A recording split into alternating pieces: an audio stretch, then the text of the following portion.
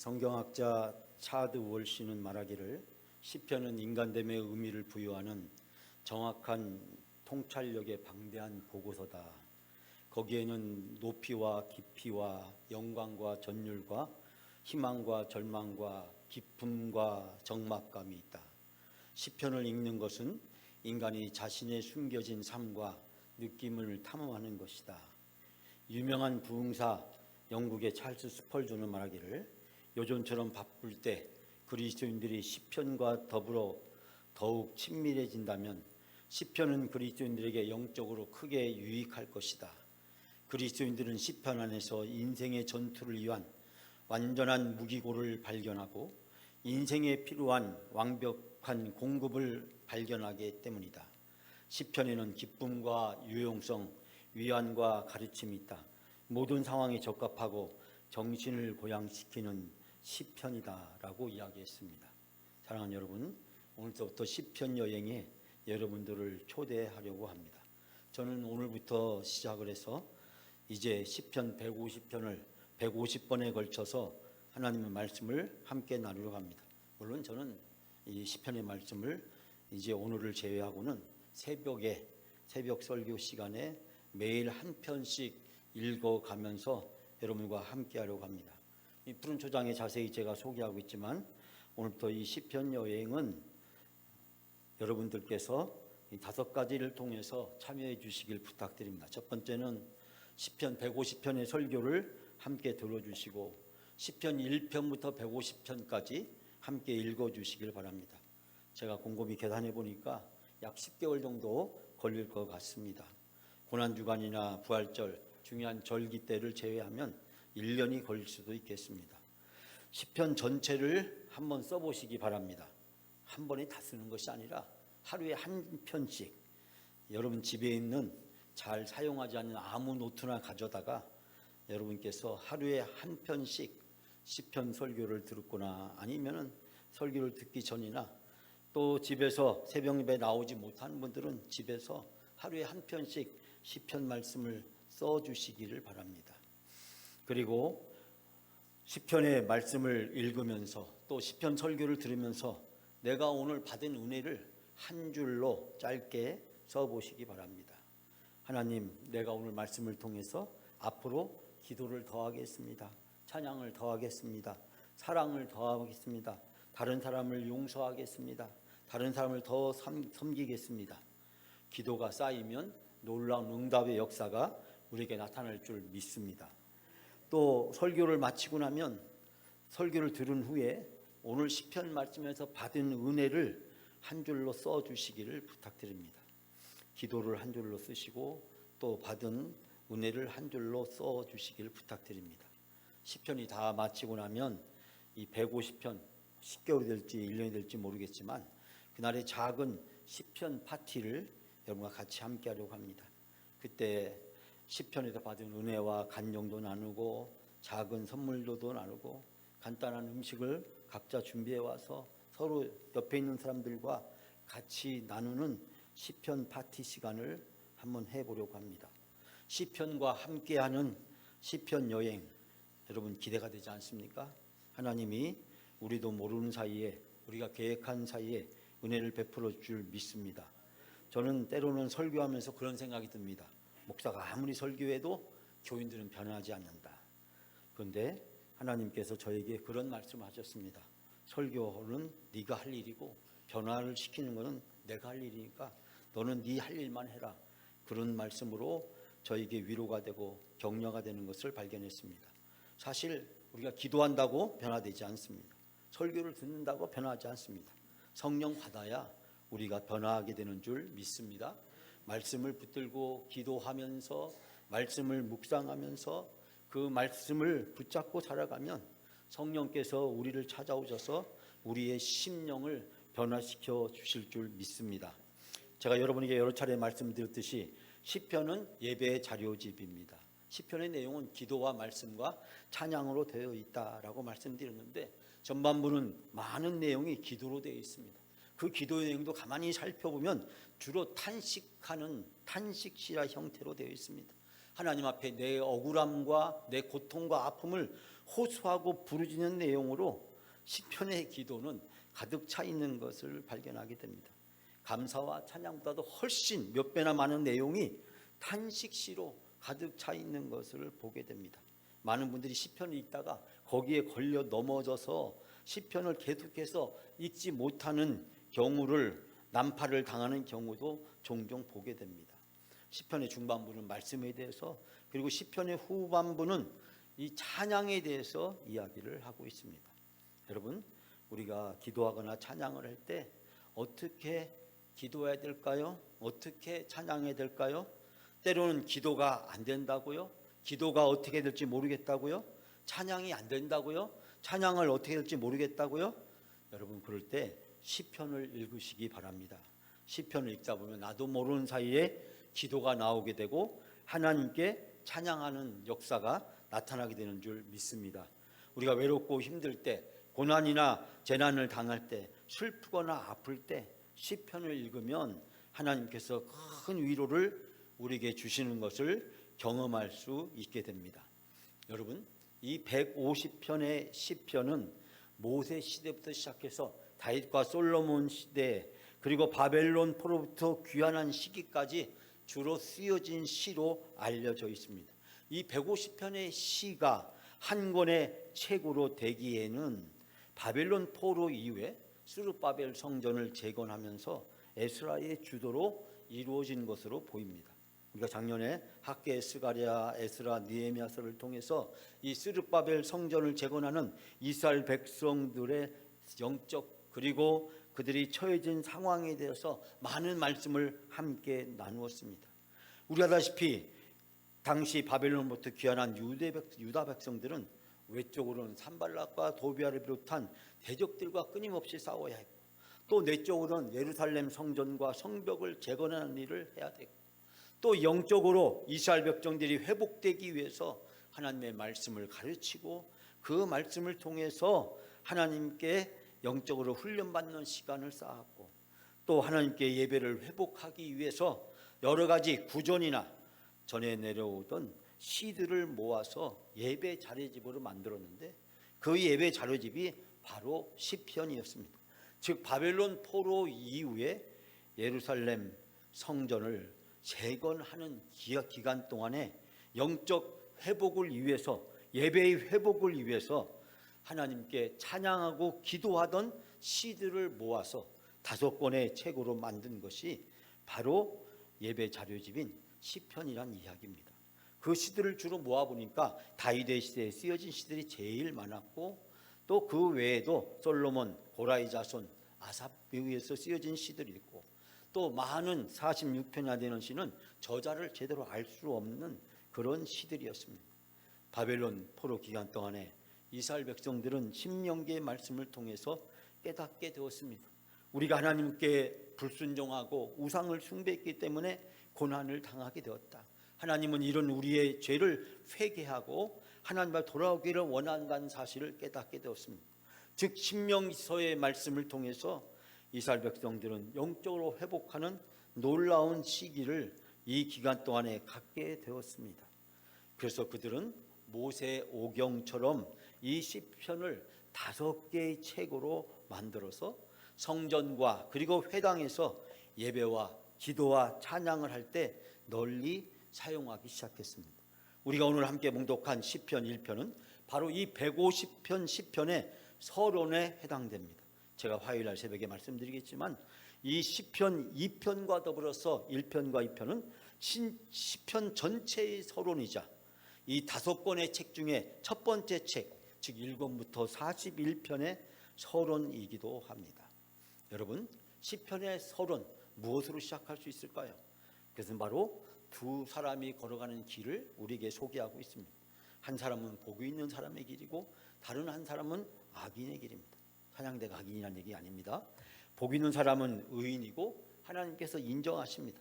그러나 악인의 길은 죄인이고 오만한 자고 하나님 앞에서 바람에 나는 겨와 같고 하나님의 심판에 망하게 된다는 이야기를 하고 있습니다. 시편 1편은 이 두 사람을 끊임없이 계속해서 비교하고 있습니다. 자, 그러면 우리가 첫 번째 사람을 만나볼까요? 첫 번째 소개할 사람은 의인, 곧 복이 있는 사람, 행복한 사람입니다. 여러분 1절 말씀 우리가 다 같이 함께 봉독합니다. 복이 있는 사람은 악인들의 꾀를 따르지 아니하며 죄인들의 길에 서지 아니하며 오만한 자의 자리에 앉지 아니하고. 아멘. 자, 우리가 이 말씀을 읽다 보면 약간은 당혹감을 느끼게 됩니다.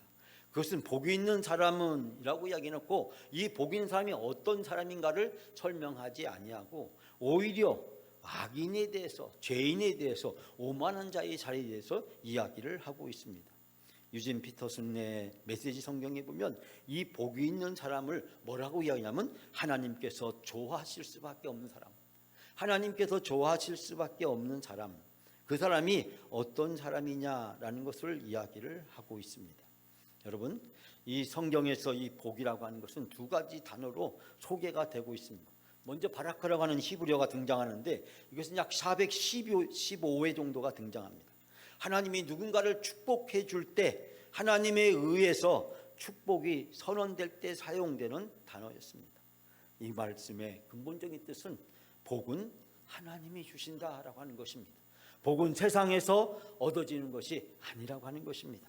건강하기 때문에, 물질이 있기 때문에, 내가 성공했기 때문에, 남들이 갖지 못한 그 어떤 것을 내가 소유하고 얻었기 때문에 내가 복이 있고 행복하고 성공한 것이 아니라고 하는 것입니다. 복은 하나님이 주시는 것이다 라는 것을 성경은 이야기를 해주고 있습니다. 두 번째는 에스라는 단어로 구약에서는 소개하고 있는데 시편의 10편에 약 26회가, 잠언의 8번 정도가 등장합니다. 이 말씀은 하나님 말씀에 순종하는 자에게 하나님의 보상으로 저에게 내려주는 복을 이야기하고 있습니다. 자, 이 두 가지를 통해서 우리가 발견하게 되는 것은 성경에서 이야기하는 복은 무엇일까요? 하나님께서 주신다라고 하는 것을 우리는 여기서 발견할 수 있게 됩니다. 오늘 시편의 기자는 시편의 서론인 이 시편 1편의 말씀을 통해서 복을 누리는 사람의 삶에 대해서 구체적으로 우리에게 소개하고 있습니다. 먼저 소극적 의미로 복을 받는 의인의 세 가지 특징을 소개하고 있는데, 복이 있는 사람은 이러면 안 된다라고 하는 것입니다. 이러면 안 된다는 거예요. 그리고 나서는 이제 적극적 의미로 복이 있는 사람은 이렇게 해야 된다라고 하는 것을 소개하고 있습니다. 자, 복이 있는 사람은 이러면 안 된다. 세 가지 특징. 첫 번째는 뭐냐면 악인의 꾀를 따르면 안 된다라고 하는 것입니다. 오늘 1절 말씀에 보니까 악인의 꾀를 따르지 아니하며, 이 말은 악을 꾸미는 자리에 가지 아니하고 악한 일을 도모하는 그런 자리에 가지 않는다는 것입니다. 피터슨의 메시지란 성경에 보게 되면 죄악의 소굴에 들락거리지 않는다. 죄악의 소굴에, 죄를 만들어내고 죄를 도모하는 그런 자리, 그런 모임에 함께하지 않는다라는 뜻을 가지고 있습니다. 악인은 성경에서 유죄한 자, 법정에서 유죄 판결을 받은 자라고 하는 의미를 가지고 있습니다.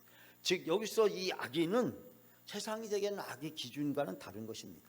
즉 하나님의 말씀 앞에서 죄인으로 인정된 자, 하나님의 말씀 앞에서 죄인으로 인정된 자, 그 자가 바로 악인이라고 하는 것입니다. 이들에게 하나님의 말씀 대신에 자기 자신의 지혜나 지식이나 경험이나 방법이나 체험을 삽니다. 자기의 꾀를 추구합니다.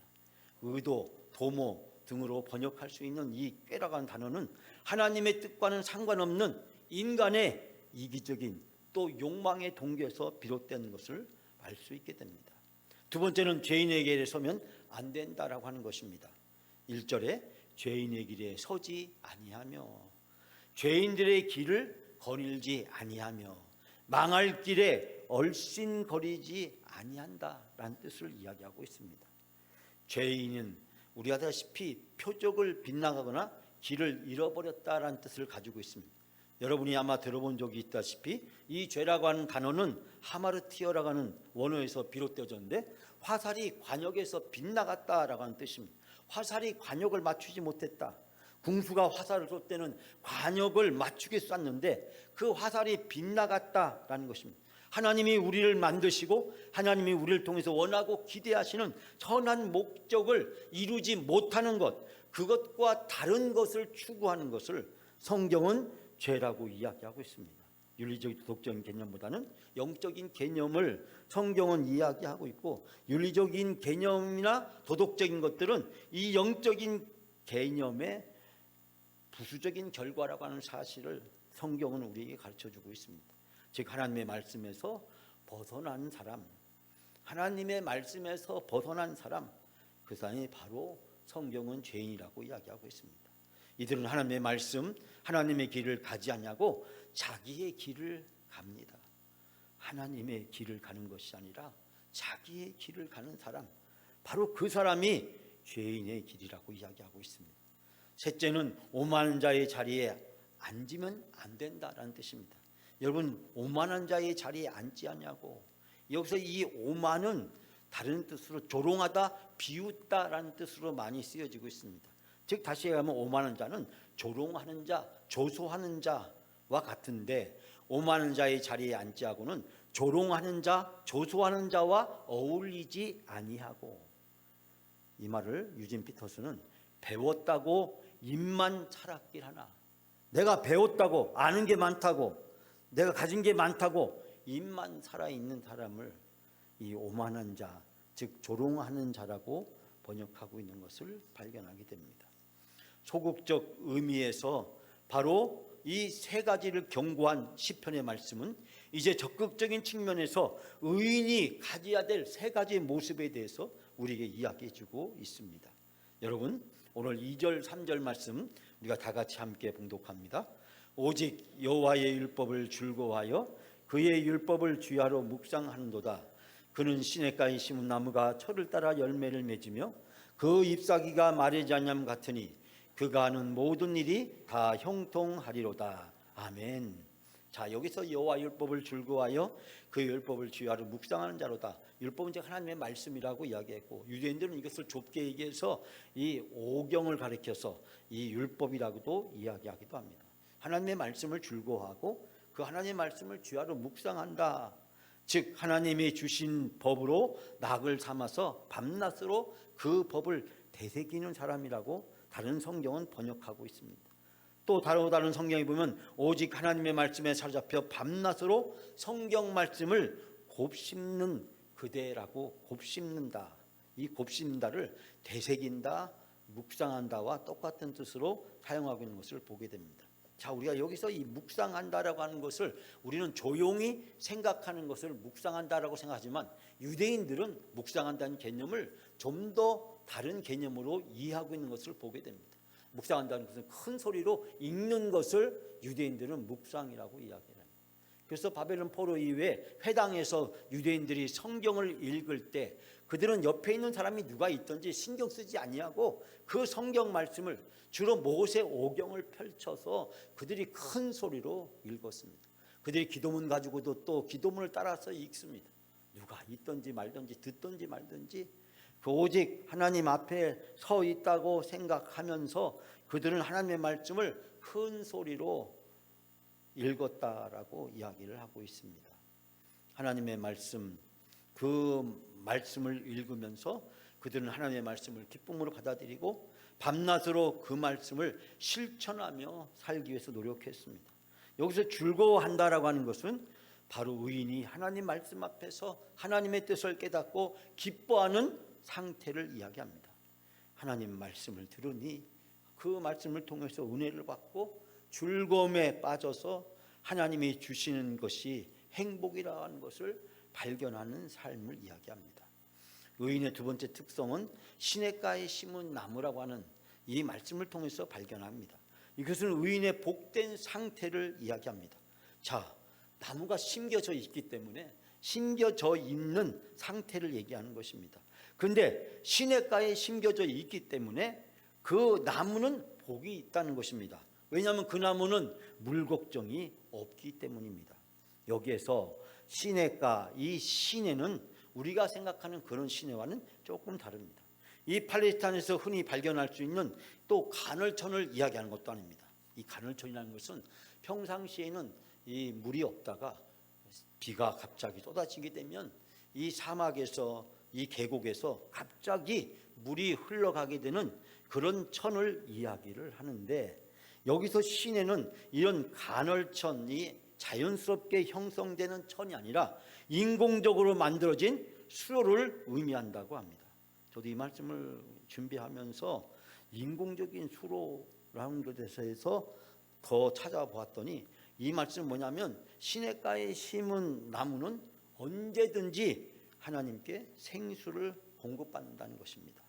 여러분, 의인은 하나님 말씀 안에서 하나님이 주시는 기쁨을 공급받고 있는 상태, 즉 하나님의 말씀을 묵상하면서 그 말씀을 통해서 하나님의 뜻을 깨닫고 하나님께 은혜를 받고 그 하나님 주시는 은혜가 자기의 삶 속에서 풍성하게 넘치는 것, 바로 그 상태를 시냇가에 심은 나무라고 비유하고 있는 것을 보게 됩니다. 세 번째 의인의 특성은 철을 따라 열매를 맺게 된다는 것입니다. 우리가 철을 따라서 수고하고 애쓰고 노력하지만 결과를 얻지 못하는 일이 얼마나 많습니까? 실패하는 사람들이, 가난한 사람들이 게으르기 때문에 실패하는 겁니까? 게으르기 때문에 가난한 것입니까? 그런 잘못된 편견에 사로잡혀 있는 많은 사람들을 보게 됩니다. 그러나 세상에서는 열심히 일해도 수확을 거두지 못하고 열심히 일을 했는데도 불구하고 결과가 좋지 못한 경우를 우리는 수없이 발견할 수 있게 됩니다. 그러므로 철을 따라서 나무가 추수기에 열매를 맺는 것은 너무나도 자연스러운 것이고 이 자연스러움이 이루어지는 것도 축복이라고 이야기를 하고 있습니다. 죄악을 멀리하고 하나님 말씀 앞에서 살아가는 의인들은 인생의 추수기 앞에서 자연스럽게 열매를 맺게 된다고 하는 말씀입니다. 칼빈은 이 열매는 추수기에 맺히는 열매이기 때문에 겉으로는 화려하지만 속이 비어있는 악인들의 열매와는 달리 완전히 익은 열매라고 해석을 하고 있습니다. 이처럼 의인의 행복은 인간의 잔재주로 얻어지는 그런 종류의 행복이 아니라 돈이나 건강이나 세상의 출세와 성공에서 얻어지는 것이 아니라 끊임없는 경건의 노력을 통해서 하나님의 말씀을 통해서 얻어지게 되는 완전 무결한 행복이라고 이야기하고 있습니다. 이 말씀은 결국 우리에게 무엇을 가르쳐주고 있을까요? 행복은 하나님께 달려있고 행복은 하나님이 주시는 것이라는 겁니다. 행복은 하나님의 말씀대로 사는 사람에게 하나님이 복을 주신다라고 하는 것입니다. 하나님 중심의 삶을 살아가는 것, 하나님의 말씀을 묵상하면서 하나님의 말씀을 듣고 그 말씀대로 살기 위해서 노력하고 애쓰는 사람에게 하나님이 주시는 복이 바로 행복이고 우리 성도들인 그 하나님의 행복을 추구한다는 사실을 가르쳐주고 있습니다. 사랑하는 여러분, 바로 이 사람이 행복한 사람이고 의인인 줄 믿습니다. 여러분의 삶이 하나님으로 인해서 하나님의 말씀으로 인해서 날마다 하나님이 주신 행복이 충만히 차고 넘치시기를 주님의 이름으로 축원합니다. 두 번째 소개할 사람은 악인, 불행한 사람입니다. 여러분 4절 5절 말씀 다 같이 함께 봉독합니다. 악인들은 그렇지 아니하며 오직 바람에 나는 겨와 같도다. 그러므로 악인들은 심판을 견디지 못하며 죄인들은 의인들의 모임에 들지 못하리라. 아멘. 자, 이 말씀에서 우리가 특별히 살펴볼 수 있는 것은 바람에 나는 겨와 같다. 우리는 겨를 잘 아시는 분도 있고 모르시는 분도 계시라고 생각합니다. 이 바람에 까불리는 겨와 같다. 또 바람에 날리는 먼지와 같다라고 다른 성경들은 번역을 하고 있는데 이 악인들의 특징 세 가지, 악인들의 결과 세 가지. 첫 번째는 뭡니까? 오직 바람이 나는 겨와 같이 된다는 것입니다. 곡식을 까불릴 때 낮아진 지면에 떨어지지만 그러나 그 곡식을 싸고 있었던 겨는 가볍기 때문에 바람에 날아가 버리고 맙니다. 이 겨는 아무런 쓸모가 없어서 땔감이 되거나 아니면은 재로 아니면 거름으로 사용되어지는 것을 보게 됩니다. 여기서 겨란 표현을 특별히 사용한 것은 악인이 사라져버리는 허무함을 이야기합니다. 여러분, 하나님으로부터 빗나가고 하나님의 말씀과 뜻과 상관없는 삶을 살아가는 그 사람의 인생의 최종 결론은 허무함이라고 하는 것입니다. 3절에 시냇가에 심은 나무가 견고함과 같이, 이제는 전혀 대조적으로 이 악인의 겨는 견고함이 없는 상태를 이야기하고 있습니다. 겨는 성경에서는 무가치한 것을 상징하는 말로 많이 언급되고 있는 것을 보게 됩니다. 악인의 특징 두 번째는 악인이 심판을 견디지 못한다라고 하는 것입니다. 칼빈은 이 말의 뜻을 해석하기를 악인이 공의 가운데 서지 못할 것이다. 악인은 의인의 공의로운 일에 동참하지 못하며 의인들의 공의 앞에서 설 자리를 만들지 못한다. 어떤 학자는 이야기하기를 최후의 심판 때 하나님 앞에 서지 못하게 될 것이며 부활에 참여하지 못하게 될 것이다. 즉 악인들은 결국 심판을 받아서 하나님 앞에서 영원히 쫓겨나게 된다라는 뜻을 이야기하고 있습니다. 세 번째 악인의 특징은 죄인들은 의인의 모임에 들지 못합니다. 우리가 옛날 성경에 보면 의인들의 회중에 들지 못하리라고 번역하고 있는데 요즘 성경에서는 의인들의 모임에 들지 못하게 된다. 의인들의 모임이란 하나님의 심판대 앞에서 부끄럼 없이 설 수 있는 자들입니다. 즉 앞에서 이야기한 것처럼 시냇가에 심은 나무처럼 하나님의 말씀을 묵상하고 하나님이 기뻐하는 삶을 살았던 사람, 바로 그 사람들의 의임이고 그 사람들이 참여하는 모임을 이야기합니다. 이 의인들은 악인들과 구별된 사람이고 하나님의 율법과 그 말씀을 묵상하며 생활하는 사람입니다. 함께 모여서 하나님께 찬양하고 예배하는 사람들입니다. 그것이 거룩한 것이고 이것이 성전을 가리키는 겁니다. 최종적으로 예수 그리스도를 통해서 모든 성도들을 불러 모아주시고 하늘에 있는 새 예루살렘 천국을 이야기합니다.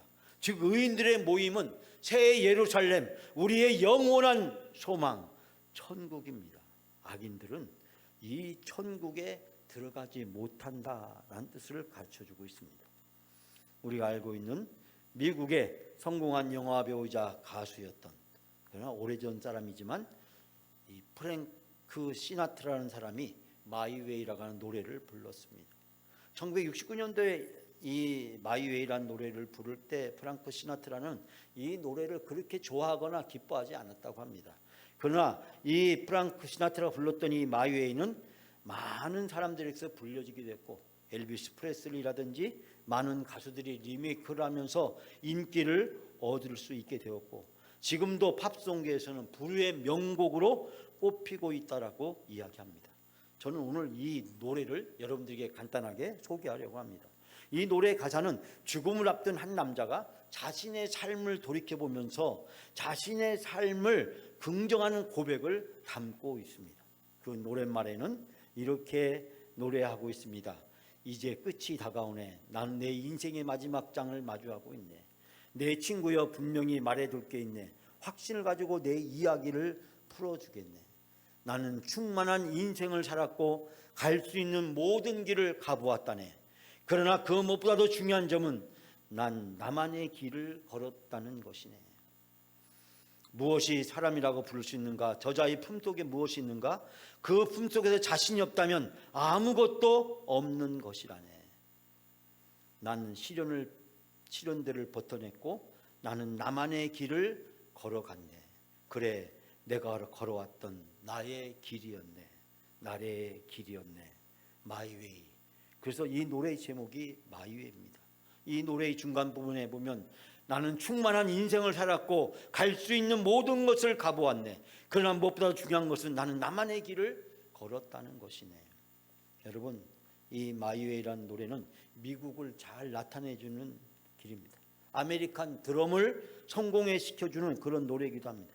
성공한 남자가 자신만만하게 부르는 자기 예찬입니다. 자기를 의지하고 자기가 하고 싶은 것들을 해보았고 그것을 통해서 세상에서 만족과 행복과 성공과 기쁨을 얻었다라고 하는 것을 이 노래는 이야기하고 있습니다. 내가 이제 인생을 떠날 이 시점에 내 인생을 돌이켜보니 나는 나만의 길을 걸어왔다라는 것입니다. 사랑하는 여러분, 오늘 시편의 시인은 이야기하기를 바로 이 마이웨이, 나의 길은 죄인의 길이요 악인의 길이요 멸망의 길이라고 이야기합니다. 자기중심적인 자기 일을 실현시키는 자기의 욕망에 충실한 그런 길은 죄인의 길이고 악인의 길이고 멸망의 길이라는 것입니다. 시편의 길은 이 마이웨이가 가는 길과는 정반대의 길을 걸어야 된다고 우리에게 말씀합니다. 즉 우리는 나 중심의 마이웨이가 아니라 하나님 말씀 중심에 주님의 길을 걸어야 된다는 사실을 성경은 가르쳐주고 있습니다. 하나님의 말씀을 묵상하며 하나님께 뿌리를 내리며 하나님을 의지하고 살아가는 사람, 하나님 중심의 삶을 살아가는 사람, 시냇가에 심은 나무와 같은 사람이라고 이야기하고 있습니다. 사랑하는 여러분, 우리는 어떤 노래를 불러야 할까요? 우리 영광 가족들이 불러야 될 노래는 어떠한 노래일까요? 6절 말씀 마지막으로 다 같이 함께 봉독합니다. 의인의 길은 여호와께서 인정하시나 악인들의 길은 망하리로다. 아멘. 이 말은 무슨 뜻입니까? 악한 자의 길은 멸망이리나 의인의 길은 여호와께서 보살펴 주신다. 그대의 길은 하나님께서 지도해 주시거나 악인들의 종착지는 구렁텅이일 뿐이다. 시인은 의인의 인생의 결과와 악인의 인생의 결과를 비교하고 있습니다. 하나님 말씀을 듣고 하나님 중심의 삶을 살고 자기의 욕망과 그리고 자기 중심의 삶을 살았던 악인을 비교하고 있습니다. 우리가 악인을 이야기할 때 대단한 그 어떤 죄를 생각하기 쉽습니다. 하나님이 없는 것, 하나님이 뜻이 아닌 것, 바로 그 마이웨이 길을 걸어가는 것이 악인의 길이고, 하나님의 말씀을 묵상하면서 그 하나님의 말씀을 듣고 그 하나님의 말씀에 순종하고 그 하나님의 말씀을 즐거워하고 하나님의 말씀을 기뻐하며 살아가는 것이 의인이고 그 사람이 복 있는 사람이고 행복한 사람이라는 것을 이야기하고 있습니다. 오늘 시편 1편을 읽는 우리들에게 하나님은 물으십니다. 당신은 어떤 길을 가고 싶으냐? 우리가 앞으로 살아갈 인생은 두 가지 길이 있는데, 모든 사람에게 놓여진 길은 두 가지 길이 있는데 당신은 어떤 길을 가고 싶으냐? 시냇가에 심은 나무처럼 하나님이 인정해 주시는 행복한 의인의 길을 갈래? 아니면 마이웨이처럼 자기 중심의 삶을 살다가 저와 같이 흔적도 없이 사라지는 하나님의 심판에 의해서 멸망하는 악인의 길, 불행한 길을 갈래? 결국 이 말씀은 우리들에게 살래, 죽을래, 행복한 삶을 살래, 아니면 불행한 삶을 살래? 하나님은 이 두 길 중에 한 길을 우리에게 선택하라고 말씀하고 있습니다. 사랑하는 여러분, 오늘 시편 1편 말씀을 통해서 마이웨이를 버리시고 하나님의 길을, 하나님의 말씀의 길을, 오늘 시인이 이야기하는 이 하나님의 길을 걸어가시는 여러분의 삶이 다 되시기를 주님의 이름으로 축원합니다.